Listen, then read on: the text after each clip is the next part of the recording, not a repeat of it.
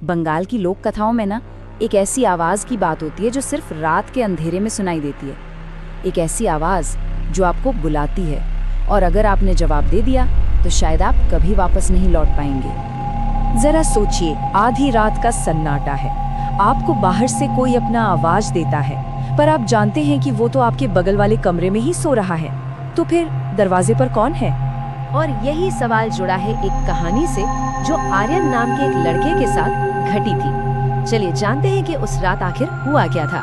ये कहानी है पश्चिम बंगाल के बीरभूम जिले की। यहाँ एक गांव में आर्यन का पुराना पुश्तैनी घर था। सोचिए, वो जमींदारी वाले जमाने का बना हुआ घर जिसके कमरे बड़े बड़े और दीवारें मोटी थी, और घर के ठीक पीछे था एक घना बांस का जंगल। गर्मियों की एक बहुत ही गर्म रात थी। रात के कोई 2 बजे होंगे जब अचानक बिजली चली गई, और जैसे ही पंखा बंद हुआ ना, उस खामोशी और घुटन में 17 साल के आर्यन की नींद खुल गई। कमरे में अजीब सी बेचैनी थी और बाहर बस झिंगुरों का शोर। प्यास के मारे उसका गला सूख रहा था। वो धीरे से उठा और किचन की तरफ चला गया। लेकिन जब वो पानी पीकर लौट रहा था, ठीक तभी उसे घर के पिछले दरवाजे के बाहर से एक आवाज सुनाई दी। और वो आवाज उसकी माँ की थी। बिल्कुल वही प्यार भरा अंदाज। वो कह रही थी, आर्यन बेटा दरवाजा खोलो। आर्यन वहीं रुक गया। उसके दिमाग में 100 सवाल घूमने लगे। आवाज तो माँ की ही है, पर ये दरवाजा तो सोने से पहले मैंने खुद अंदर से बंद किया था, तो फिर माँ बाहर कैसे गई? और अगर वो दूसरे दरवाजे से जाती तो किचन में जरूर दिख जाती। वो कुछ सोचता, इससे पहले ही बाहर से तीसरी बार आवाज आई, पर इस बार की आवाज कुछ अजीब थी तो माँ की ही, पर बिल्कुल सपाट, जैसे कोई टेप रिकॉर्डर चल रहा हो। और सबसे ज्यादा डरावनी बात तो ये थी कि अचानक बाहर जो झींगरों और कुत्तों का शोर था वो एकदम बंद हो गया। पूरी तरह खामोशी, मौत जैसी खामोशी। आर्यन के रोंगटे खड़े हो गए। वो धीरे धीरे पीछे हट गया। उसे समझ नहीं आ रहा था कि क्या करे। क्या माँ सच में बाहर है किसी मुसीबत में, या फिर दरवाजे के उस पार कुछ और ही है? और इस सवाल का जवाब छिपा है बंगाल की सदियों पुरानी लोक कथाओं में। कहते हैं दरवाजे के बाहर जो था वो निशी थी। देखिए, निशी कोई आम भूत प्रेत नहीं है। माना जाता है कि ये एक श्राप है या एक तांत्रिक रचना। कहते हैं पुराने जमाने में तांत्रिक किसी से बदला लेने के लिए इसे बनाते थे, और इसका नाम निशी इसलिए है क्योंकि ये सिर्फ निशी रात्रि मतलब आधी रात से सुबह 3 बजे के बीच ही बाहर निकलती है।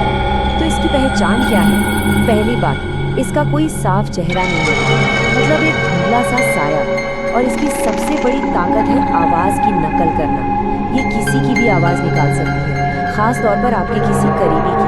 और ये निशाना भी उन्हीं को बनाती है जो अकेले होते हैं या किसी वजह से दुखी होते हैं। तो सवाल ये है कि आखिर ये निशी अपना शिकार करती कैसे है? इसका एक खास तरीका है जो बड़ा सोचा समझा होता है। वो हमेशा आपके सबसे करीबी की आवाज़ में बुलाएगी। माँ, भाई, दोस्त, कोई ऐसा जिसकी आवाज़ सुनकर आप एक पल भी नहीं सोचेंगे और दरवाज़ा खोल देंगे। और पता है, इसका मकसद मारना नहीं होता, नहीं, वो तो बस आपको हिप्नोटाइज करके अपने साथ ले जाती है, ऐसी जगह जहाँ से कोई कभी लौट कर नहीं आया। तो फिर इससे बचने का कोई तरीका है भी या नहीं है? और इसका जवाब वापस हमें आर्यन की कहानी में मिलता है, जो दरवाजे की कुंडी खोलने ही वाला था। जैसे ही आर्यन ने उस रोबोट जैसी आवाज को सुनकर भी कुंडी पर हाथ रखा ना, अंधेरे में से किसी ने उसे पीछे खींच लिया। वो उसकी दीदा थी, उसकी दादी। उन्होंने टॉर्च जलाई और टॉर्च की रोशनी में आर्यन ने देखा उसकी असली माँ तो मच्छरदानी के अंदर बिस्तर पर आराम से सो रही थी। निशी की एक बहुत बड़ी कमजोरी है, और वो कमजोरी छिपी है सिर्फ एक नंबर में। लोक कथाओं के मुताबिक निशी आपको सिर्फ और सिर्फ 3 बार बुला सकती है, बस 3 बार। ये उसकी सीमा है, या कह लीजिए श्रैप। वो चौथी बार आवाज नहीं लगा सकती। तो नियम सीधा है, अगर रात में कोई अपना बुलाए तो पहली आवाज पर जवाब मत देना, दूसरी पर भी चुप रहना। और अगर तीसरी आवाज के बाद एकदम सन्नाटा हो जाए और कोई चौथी आवाज ना आए तो समझ जाइएगा दरवाजे पर जो था वो इंसान नहीं था। लेकिन रुकिए, कहानी अभी खत्म नहीं हुई है। अगली सुबह जो हुआ उसने तो विज्ञान और तर्क के लिए भी एक बड़ा सवाल खड़ा कर दिया। अगली सुबह जब हिम्मत करके दरवाजा खोला गया तो बाहर गीली मिट्टी में पैरों के निशान थे। अब देखिए, विज्ञान के हिसाब से सोचें तो हो सकता है ये सब आर्यन के दिमाग का वहम हो, है ना? स्लीप पैरालिसिस जैसी कोई चीज, डर में दिमाग ऐसी आवाजें बना लेता है। ये सब तो ठीक है, लेकिन उन पैरों के निशानों का क्या? और वो निशान भी कोई आम नहीं थे, वो बहुत अजीब थे। एक पैर का पंजा आगे की तरफ था और दूसरा पीछे की तरफ। अब ये निशी की कहानी सच है या सिर्फ एक लोक कथा, ये कहना तो मुश्किल है, पर कुछ चीजें शायद हमेशा एक सवाल बनकर ही रह जाती हैं। तो अगली बार अगर कभी रात के सन्नाटे में कोई नाम पुकारे तो गिनती याद रहेगी ना?